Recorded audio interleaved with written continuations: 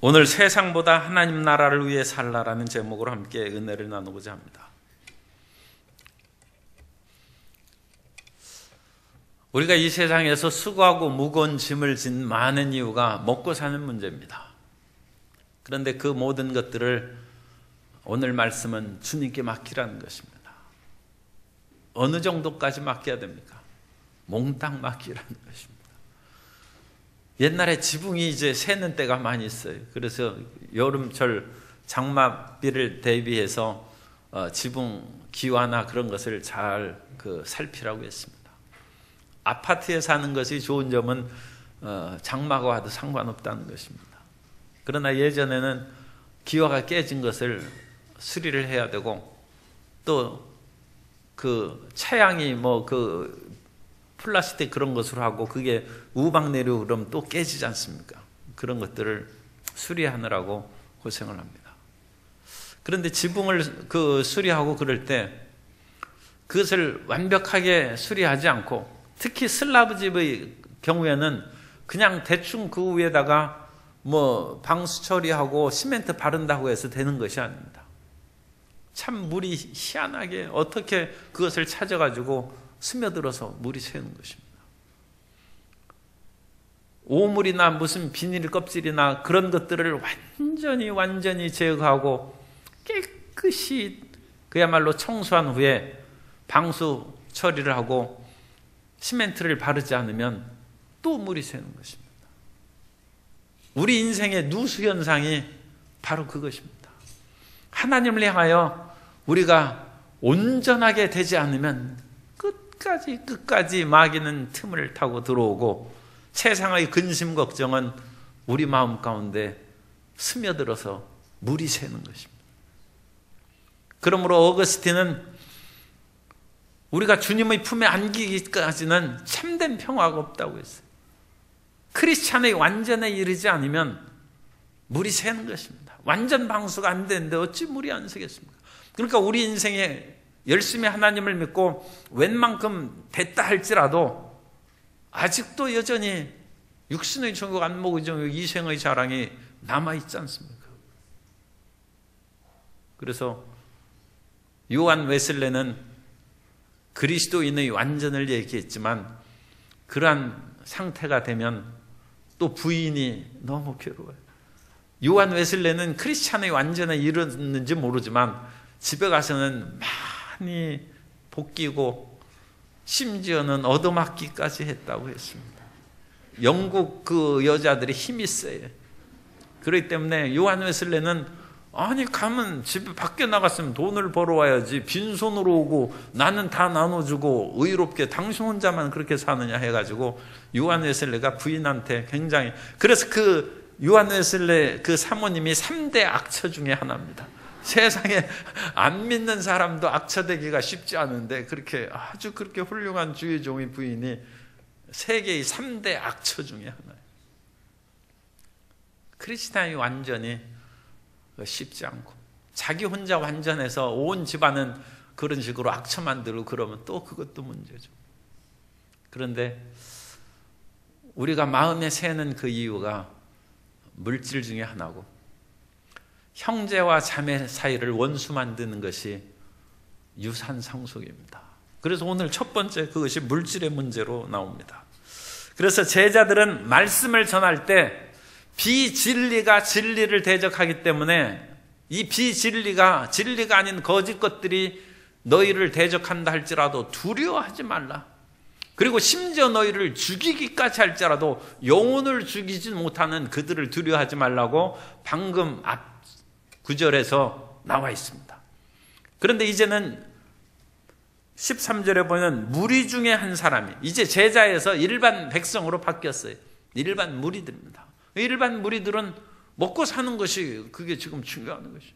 그래서 이 무리 중에 한 사람이 예수님께서 그 재산 문제가 지금 불공평하게 지금 처리되고 있으니까 그것을 형에게 얘기해서 나와 나누게. 이 형도 그러니까 세계 곳곳마다 놀부가 있는 거예요. 이게 우리나라만 놀부가 있는 것이 아니라 이 형이 아마 상당히 많이 가지고, 대개는 형이 나이가 많을수록 기득권을 많이 차지하기 때문에 동생이 힘이 없는 것이죠.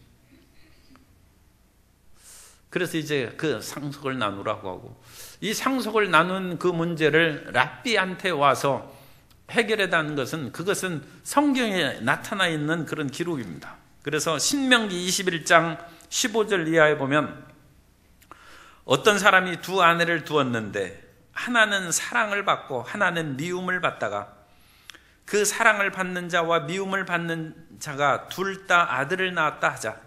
그 미움을 받는 자의 아들이 장자이면 자기의 소유를 그의 아들들에게 기업으로 나누는 날에 그 사랑을 받는 자의 아들을 장자로 삼아 참 장자 곧 미움을 받는 자의 아들보다 앞세우지 말고 반드시 그 미움을 받는 자의 아들을 장자로 인정하여 자기의 소유에서 그에게는 두 몫을 줄 것이니 그는 자기의 기력의 시작이라. 장자의 권리가 그에게 있음이니라.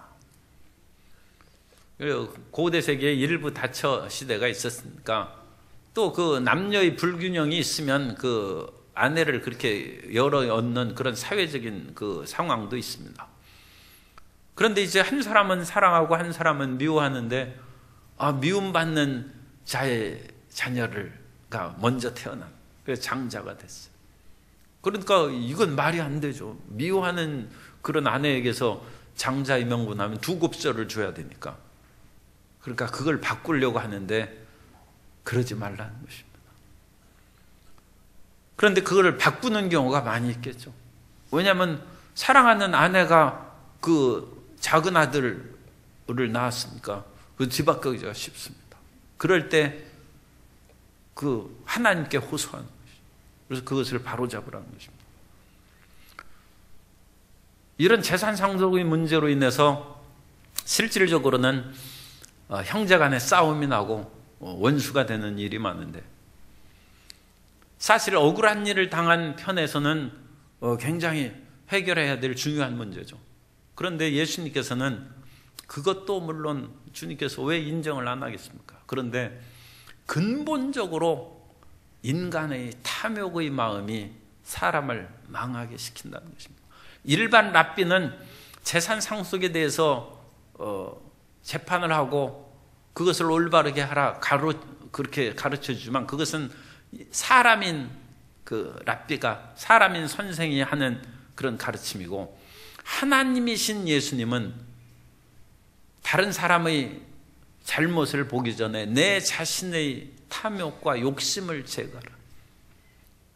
그러므로 그것을 봉합해서 혹시라도 평등하게 재산을 상속받았다 할지라도 내 마음의 탐심이 여전히 남아있으면 그건 물이 새는 지붕과 같아서 결국 내 자신의 생명이 상하고 인생이 파탄에 이르기 때문에 근본 문제를 해결하라. 근본적으로 지붕을 수리하지 않으면 물이 새고 인생이 고달프다는 것입니다. 그 말씀을 주님께서 가르쳐 주신 것입니다. 그러면서 이제 비유의 말씀을 그렇게 하고 있죠. 한 부자가 그 밭에 소출이 이제 풍성했습니다. 그래서 이와 같이 풍성한 수입을 갖고, 고대 세계에서는 농사지어서 그 풍성한 수입을 얻는 것이니까 쌀을 쌓아놓을 데가 없어요. 비 맞으면 안 되지 않습니까? 그래서 어떡할까 생각하다가 창고를 이제 헐고 더 크게 지어서 그 많은 소출을 거기에다가 이제 쌓아놓는 것입니다. 우리가 가지고 있는 부유함은 창고를 헐고 크게 지음으로써 우리의 수입을 쌓아놓을 수 있어요.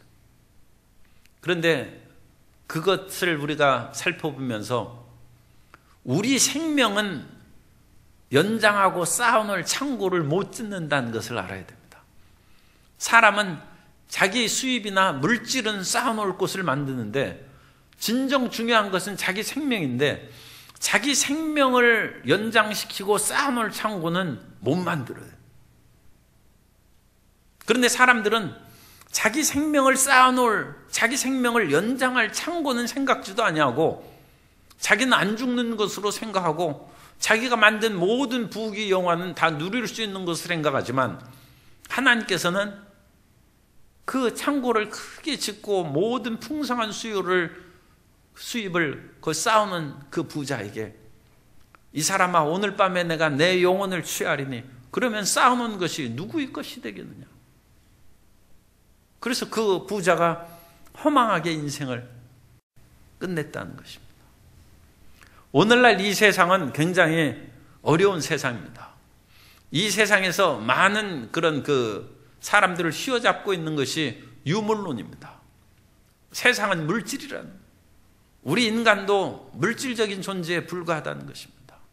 심지어는 인간의 모든 생각도 물질 속에서 만들어낸 호르몬의 작용에 의해서 사람을 사랑하고, 우리가 기쁘냐? 왜 속에서, 뇌에서 그와 같은 엔돌핀이라든지 도파민이라든지 그런 호르몬이 생성되면 기쁘고, 다른 부정적인 호르몬이 증가하면 마음이 낙심하고 우울하는 거예요. 그러니까 호르몬 주사 맞으면 금방 사람이 기뻐져요. 인간을 물질적인 작용으로 생각하는 것이 많이 있습니다. 그러나 유물론은 올바르지 못하고, 이 세상을 하나님께서 물질로 만드셨지만 하나님께서는 영혼을 가지고 사람을 만드셨습니다. 그러므로 이 세상을 살아갈 때 물질이 아무리 중요하고 우리의 만지는 육체가 물질이지만 우리 보이지 않는 영혼을 생각하며 살아야 됩니다. 자본주의는 공산주의나 유물론보다는 조금 그래도 많이 낫지만 자본주의도 상당히 그게 문제가 있습니다. 왜 문제가 있느냐? 물질과 풍요를 굉장히 중시하는 거예요. 그래서 자본주의 사회에서는 돈 없는 사람은 그건 사람 값에 못 들어갑니다. 물질을 많이 가진 사람을 존경하고 대접하고 하는 거예요. 비행기 탈 때 90도로 절하는 사람은 1등석 타기 때문에 90도로 절하고, 이코노미 탄 사람은 밥도 조금 주고 그 대접이 시원찮아요. 이 다 자본주의에서 하는 거예요. 그 사람이 도덕군자이고 훌륭한 사람인지 그건 따지지 않고, 그 사람이 그야말로 온갖 나쁜 짓을 하고 그런 도둑일지라도 돈만 많고 1등석 타면 그 사람에게 굽신 거예요.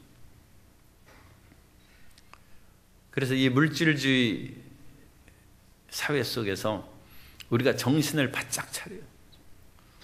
그렇지 않으면 이 물질 중심으로 나아간 세상 속에서 우리의 믿음이 가치를 잃고 마음속에 의심과 낙심을 줄 수가 있어요.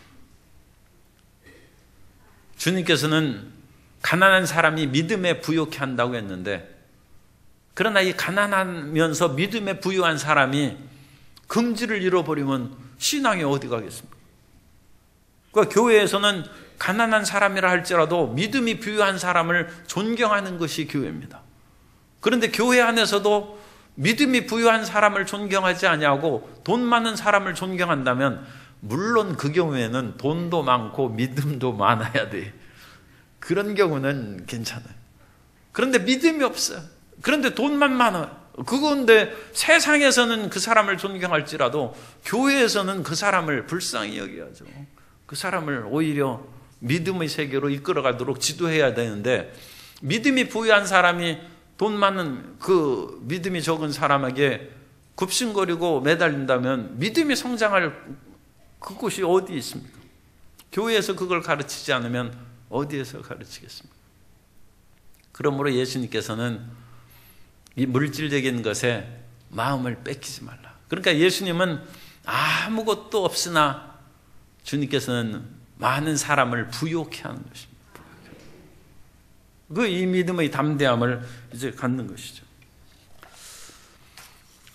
인생은 20절에 보는 것처럼 하나님은 이르시되 어리석은 자여 오늘 밤에 내 영혼을 도로 찾으리니 그러면 내 준비한 것이 누구의 것이 되겠느냐 하셨으니. 그래서 우리 인생이 육체 속에 들어가서 사는 것은 기간이 있어요. 하나님이 정한 기간이 있어요. 우리는 이 세상을 사는 것이 일종의 아파트 전세 계약해가지고 사는 것처럼 우리 육체를 계약해서 그 계약 기간 동안 사는 것입니다. 그러므로 천년만년 살 것처럼 이 세상에서 생각해서는 그것은 안 됩니다.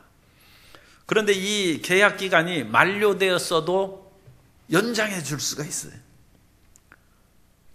그래가지고 우리 어떤 그 믿음을 가진 분이 계약 기간이 됐는데 끝났어요. 이제 그 2억인가 그 전셋집을 사는데 5천을 올려달라고 그랬어요. 그래가지고 5천 없다고. 그럼 어떡하겠느냐.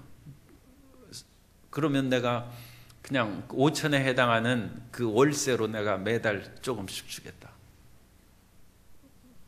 그랬더니 당신 교회 다니냐. 그래가지고 그렇다. 그럼 교회 다니고 돈은 없고 기도는 하니까 나를 위해서 기도해달라고. 그래서 5천을 그냥 깎아줬어요. 그래가지고 계약기간이 연장해서 그냥 지금 살고 있어요. 아니 지금은 계속 사는지 몰라. 어쨌든 그 당시에 그렇게 연장돼서 살고 있어요. 그래서 그런데 하나님께서도 희한하게 수명이 끝이 났는데 연장시켜줄 때가 있어요. 그게 히스기야예요. 히스기야는 죽을 나이가 됐어요. 그런데 히스기야가 그냥 벽을 향하여 하나님 앞에 울고 통곡하고 발에 병이 나서 죽는 것인가? 발에 병이 나서 죽는 것은 그건 일종의 그 암이 걸렸겠죠. 고대 세계에. 그러니까 그 하나님께서 히스기야의 눈물과 기도를 들으시고 15년 생명을 연장해 주셨어요. 그런데 히스기야는 기도도 잘했고 구제와 선행을 한 사람이에요. 하나님 앞에 무엇인가 다른 사람의 생명을 위하여 일한 사람은 생명으로 되갚음 받는 거예요. 그것이 사람이 무엇으로 심든지 심은 대로 거두는 거예요. 그 다비다가 그 힘들고 어려운 사람, 특히 고대 세계에서 어려운 사람이 과부들입니다. 과부들에게 옷도 지어주고 좋은 일을 많이 했어요. 그런데 다비다가 갑자기 돌아가셨어요. 그러자 그 과부들이 자기들이 받은 지은 옷 그런 것을 베드로한테 보여주면서 이렇게 우리를 위하여 애쓰고 우리 삶을 기쁘게 하고 우리 생명을 연장시켜줬는데 갑자기 다비다가 돌아가셨다고 하니까 베드로가 하나님 앞에 부르짖어 기도해서 다비다 쿰, 다비다야 일어나라. 그러니까 다비다가 살아났어. 어떤 분이 암 보험 들고 있다가 암에 걸렸어요. 그래가지고 이제 눈물 가운데 그래도 보험이 들었으니까 치료 받아야지 하는데 TV를 보니까 암 보험도 안 들었는데 암에 걸려가지고 죽어가는 사람이 그 이제 보도가 났어요. 너무 불쌍해가지고 암 보험금의 그것을 받는 그것의 일부를 가져다가 그 사람한테 줬어요. 당신은 어찌해서 그렇게 말이지 돈도 없고 병은 걸리고 그러느냐 해서 갖다 주고 너무 그냥 불쌍하고 그게 동병상련이죠. 자기가 암 안 걸렸으면 그런 불쌍함을 느끼지 못하는데 자기가 암 걸려서 고통을 당하니까 그 불쌍한 마음이 들어서 통곡하고 같이 울고 나왔는데 수술할 때가 돼서 가보니까 암이 사라졌어요. 그래가지고 다른 사람을 구제하고 생명을 하고 또 그것을 어떤 사람은 눈물의 카타르시스라고 그럽니다. 통곡하고 눈물하고 그럴 때 어마어마한 그런 치료의 물이 흐른다. 그래가지고 우리가 이 교회에서 또 기도원에서 통곡하고 눈물로 기도하는 그런 그 기도가 나오면 그 사람 응답받은 것입니다. 평상시에 일어나는 그런 정도로는 안 되고 그야말로 하늘이 무너지는 통곡을 하는 거예요. 그러면 우리 모든 기관과 그것이 확 뒤집어지는 거예요. 그죠? 그래가지고 그냥 암이 정신을 잃고 죽어버리는 거예요. 그 통곡실에 놀라가지고. 어마어마하게 기뻐도 암이 기절해서 이제 죽는 것이고. 그러나 어쨌든 간에 인생에 이런 정한 기간이 있어서 아무리 물질의 모든 것을 가지고 있다 할지라도 그것을 사람이 끝까지 누린다는 보장이 없어요. 그런데 그 물질이 많이 있는데도 불구하고 어느 날 갑자기 돌아가시게 됐다. 그러면 이제 록펠러처럼 하나님, 내 이 많은 돈을 두고 가기가 아까우니까 이 많은 돈으로 제가 착한 일 하겠습니다. 그러면 하나님께서 또 생명을 연장시켜줘요. 록펠러가 죽을 뻔하다가 다시 살아났어요. 그래가지고 록펠러 재단을 세워서 어마어마하게 선한 일을 많이 했어요. 그래가지고 그분이 90몇 세까지 살았어요. 죽는다는 때로부터 한 40년을 더 살았어요. 히스기야를 능가하는 거예요. 그래서 이 물질이 자칫하면 사람을 탐욕의 구렁텅이로 밀어넣지만 그것을 잘 쓰기만 하면 우리의 생명까지도 연장시킬 수 있는 그런 은혜의 도구가 된다는 것입니다. 그러면서 주님께서는 22절에 이제 그 모든 사람들에게 해당하는 말씀을 주십니다. 또 제자들에게 이르시되 그러므로 내가 너희에게 이르노니 너희 목숨을 위하여 무엇을 먹을까 몸을 위하여 무엇을 입을까 염려하지 말라.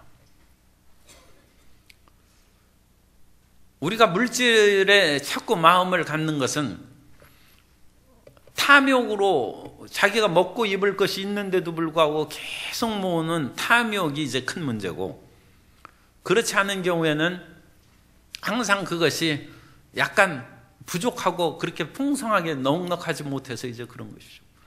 그래서 그거에 매여서 우리가 계속 물질을 구하고 찾고 무엇을 입을까 생각하는데, 하나님이 보시기에는 인생을 너무 시간을 딴 데 낭비한다. 결국 우리 인생을 살다가 다 정리해 보면 먹고 사는 거에 투쟁한 인생으로 7, 80년 그렇게 100년 살고, 그러니까 100년 살았는데 3분의 1, 100년은 계산하기가 어려우니까 90년으로 하겠습니다. 그럼 보통 3분의 1을 잔다고 그래요. 그러면 90세 살았는데 30년 잔 거예요.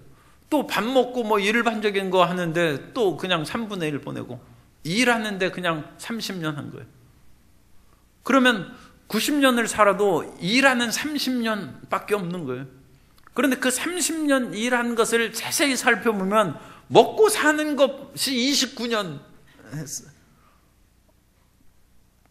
그래서 하나님을 위해서 일한 시간은 1년밖에 안 돼.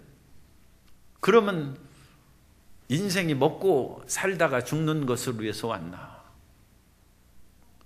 이제 그런 것이 될 수 있죠. 그러니까 일반 모든 사람들도 먹고 살도록 하나님께서 이미 만들어 놓으셨습니다. 하나님이 사람을 창조할 때 이미 우주를 만드시고 지구를 만드시고 에덴 동산을 만드시고 사람이 먹고 살도록 만들어 놓으셨어요. 그러니까 그거 신경 안 써도 사람은 살아갈 수 있습니다. 참 그 희한한 말이지만 우리가 믿어야 됩니다. 그리고 하나님께서 까마귀를 예를 들었어요. 24절에 까마귀를 생각하라. 심지도 아니하고 거두지도 아니하며 골방도 없고 창고도 없으되 하나님이 기르시나니. 이 까마귀는 가증한 새예요. 레위기 11장 13절 이하에 보면 새 중에 너희가 가증히 여길 것은 이것이라.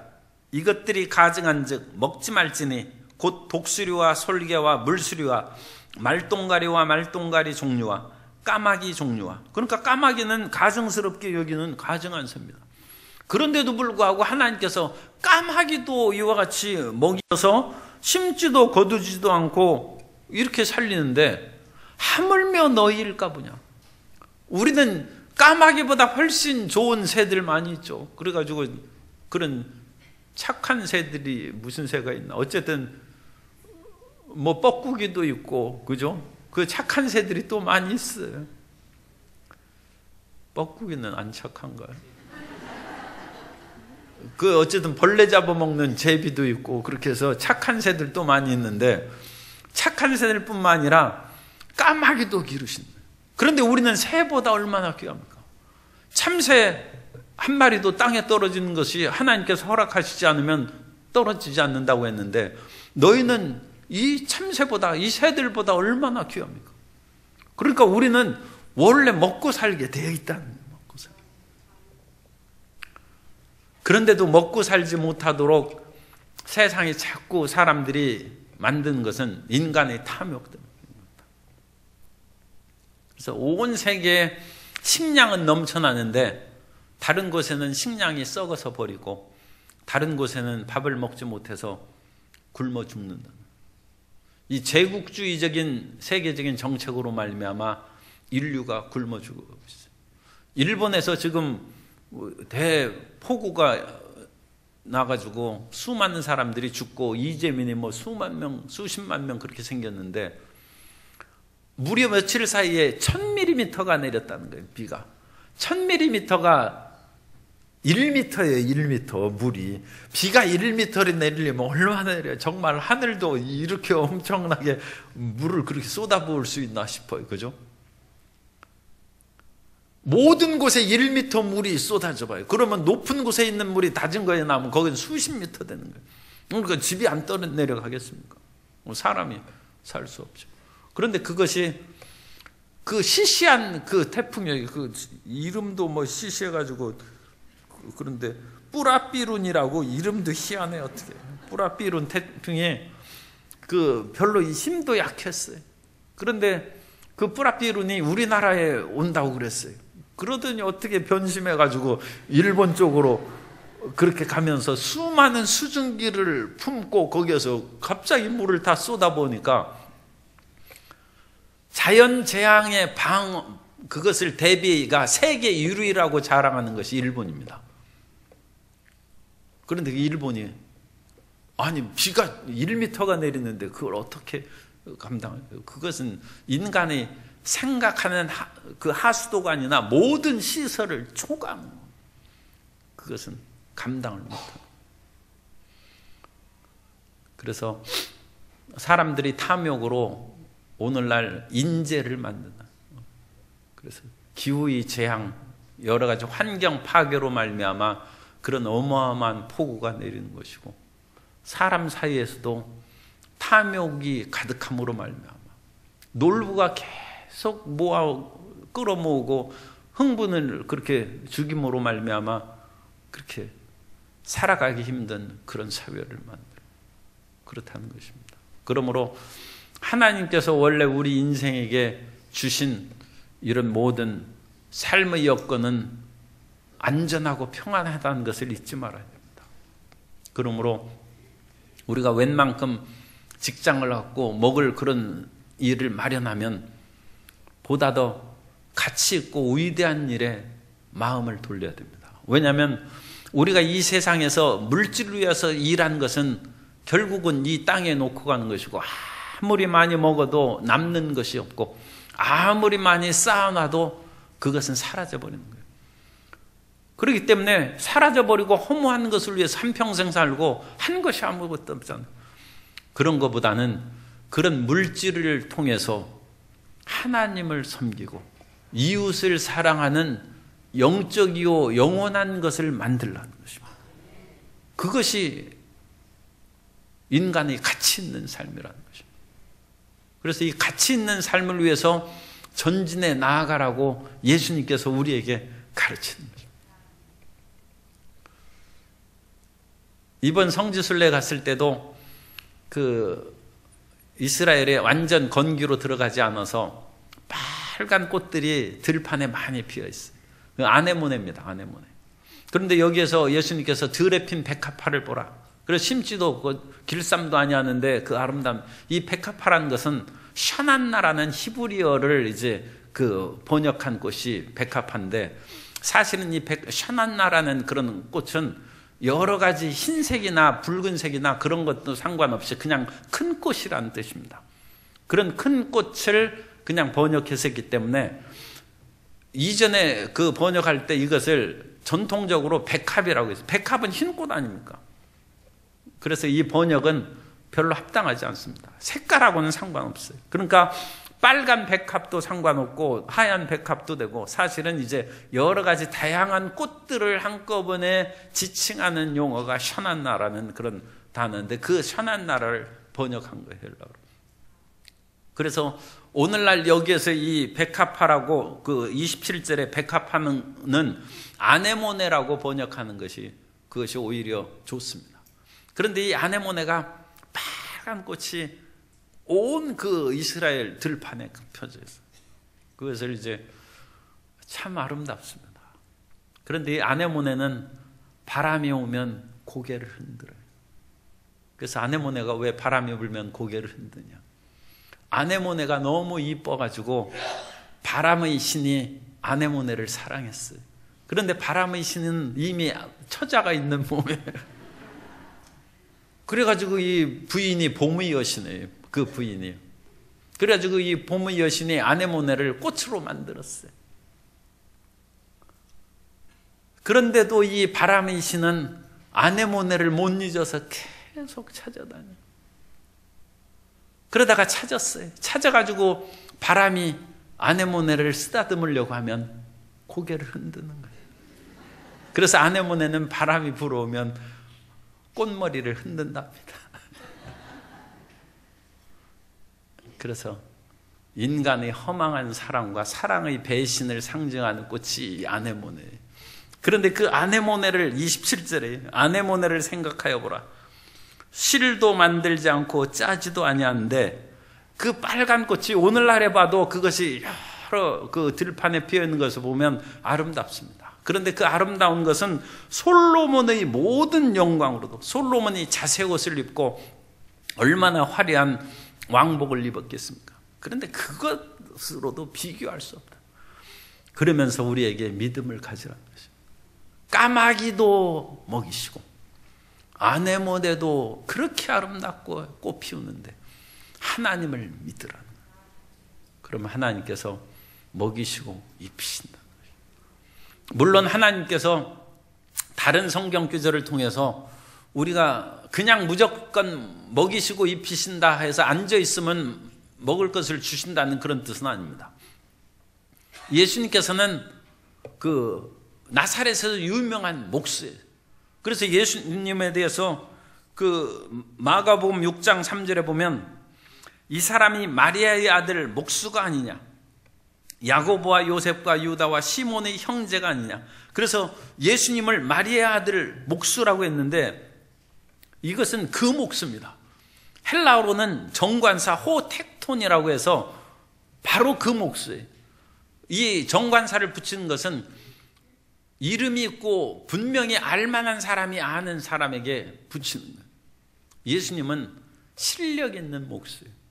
예수님이 예수님께 이런 말씀을 하는 것이 송구스럽습니다만 예수님이 하나님의 일을 하고 복음 증거하는데 나는 부름 받고 그 일을 위하여 태어났으니까 그 아버지 요셉이 목수니까 내 목수 일을 이어받았지만 나는 그게 내 일이 아니다 해서 예수님이 대충 일하셨겠습니까? 예수님은 얼마나 열심히 했는지 그 목수예요. 나사렛에서 소문난 목수예요. 그래야 먹고 사는 거예요. 예수님께서는 주의 일을 하면 그 목수직 다 떨쳐버리고 나올 뿐입니다. 그런데도 예수님께서는 그 목수 아니냐고 나사렛 사람들이 다 알고 있어요. 그리고 예수님께서는 때가 되자 이제 하나님 일에 전념한 것이죠. 우리가 그와 같이 자기 맡은 일에 최선을 다하면 하나님께서 먹이시고 입히신다는 뜻입니다. 일 안 하는 사람에게 먹이시고 입히신다는 뜻이 아니고 열심히 일하면 더 이상 걱정하지 말고 근심하지 말고 그냥 하나님께서 주는 것을 먹고 살면 주님께서 채워주신다는 것입니다. 그리고 우리는 그 먹고 사는 그것에 대해서 일단나게 되면 그 모든 시간을 하나님의 나라와 의를 위하는 데 쓰고 주님께서 나를 통하여 영원히 가치 있는 일을 주님께서 맡기셨는데 그 일을 하는데 투자하고 힘을 기울이라는 것입니다. 그러면 그 사람은 영원히 빛나는 존재가 되고 천국에서 자랑스러운 사람이 된다는 것입니다. 그런데 이 땅에서는 아무리 부귀영화를 위해서 최선을 다하고 수없이 모아놔도 그것은 물거품이고 알렉산더가 온 땅을 정복했는데 빈손으로 그냥 세상을 떠나고 만 것처럼 세상 것에서는 남는 것이 없다는 것입니다. 그러므로 우리가 지혜를 가져야 돼요. 세상의 이 자본주의 사회에서 필요한 그런 물질적인 것은 우리가 추구를 해야 됩니다. 당연히 열심히 일하고 부지런히 그리고 유명한 그 사람으로 인정받아야 돼요. 그러나 그것을 이룬 후에 계속 그것만을 추구하는 것은 의미가 없어요. 그것을 이룸으로써 자기 살 길을 마련하고 가정의 살 길을 마련했으면 영원토록 남을 일이 무엇인가? 하나님께서 먹고 사는 문제를 해결해 주셨으면 그 다음에 내가 무엇을 할 것을 하나님이 원하시는가? 그것을 알아야 돼요. 그것을 향하여 나아가라는 것입니다. 그리고 그것을 향해서 나아간 사람은 소수의 무리예요. 그 소수의 무리라는 것을 항상 잊지 말아요. 그래서 32절에 보면 적은 무리여 무서워 말라. 너희 아버지께서 그 나라를 너희에게 주시기를 기뻐하느라. 여기서 적은 무리라는 것은 이 하나님의 나라를 위해서 목숨을 바쳐서 나아간 사람은 소수예요. 소수. 리들 플럭이라고 영어 성경에 번역했는데 이것을 작은 양떼들아, 작은 어린 양들이여 그렇게 번역한 성경도 있습니다. 그런데 그것은 전 찬성하지 않습니다. 이것은 어린 양을 말하는 것이 아니라 소수의 양떼, 소수의 양. 많은 양떼들은 이 하나님의 먼저 그 나라를 위해서 살라는 말씀을 많이 들어도 그렇게 안 살고 세상대로 그렇게 삽니다. 그러나 소수의 적은 양떼들은 그래, 그러면 하나님 말씀을 내가 따라서 그렇게 살아볼까? 그리고 그렇게 살아가면서 두려움도 있어요. 이렇게 하다가 정말로 세상에서도 부귀영화를 누리지도 못하고 천국 가서도 그런 그런 상급도 못 받으면 어떡할까? 그런데 적은 무리요. 무서워하지 말라는 것입니다. 믿음을 가져야 돼. 믿음. 보이지 않는 세상을 보는 것처럼 믿어야 됩니다. 그것이 믿음입니다. 그래서 그 믿음이 흔들릴 때마다 히브리서 11장을 읽으면서 믿음으로 살아오고 이 땅에서 유업을 다 누리지 못한 아브라함과 이삭과 야곱을 보고 이 세상에서 온갖 핍박과 죽음을 당하면서도 믿음으로 살아간 그 믿음의 의인들을 히브리서 11장에서 읽으면서 나도 그런 믿음으로 살아야 되겠다. 그러면 하나님께서 필요한 모든 의식주는 우리에게 더하여 주실 줄 믿습니다. 그것이 예수님께서 가르치는 인생의 길입니다. 그 인생의 길에 더 많이 투자하고 더 많은 사람을 사랑하며 사는 복된 성도님 되시기를 예수님 이름으로 축원합니다.